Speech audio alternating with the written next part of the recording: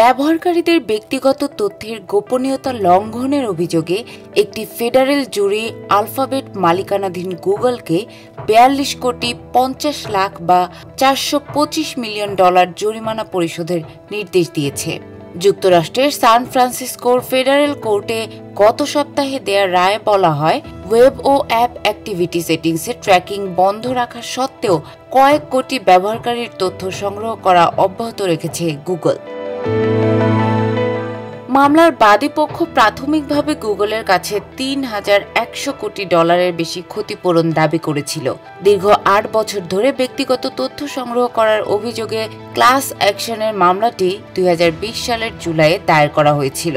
মামলার অভিযোগ অনুযায়ী উবার, ভেনমো, ইনস্টাগ্রামের মতো যেসব অ্যাপ গুগলের বিভিন্ন অ্যানালিটিক্স পরিষেবা ব্যবহার করে, সেগুলোর মাধ্যমে সার্চ জায়ান্টটি ব্যবহারকারীর ডাটা সংগ্রহ করেছে। ট্র্যাকিং ফিচার বন্ধ রাখা সত্ত্বেও প্রক্রিয়াটি চালিয়ে নিয়েছে প্রযুক্তি কোম্পানিটি।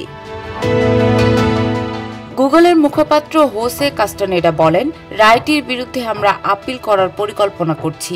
মূলত আমাদের পরিষেবার কার্যকারিতা সম্পর্কে ভুল বোঝাবুঝির কারণে এমনটা হয়েছে। আমাদের গোপনীয়তার টুলগুলো ব্যবহারকারীদের ডাটার উপর নিয়ন্ত্রণ দেয় এবং যখন তারা পার্সোনালাইজড ফিচার বন্ধ করে, আমরা সেই সিদ্ধান্তকে সম্মান জানাই।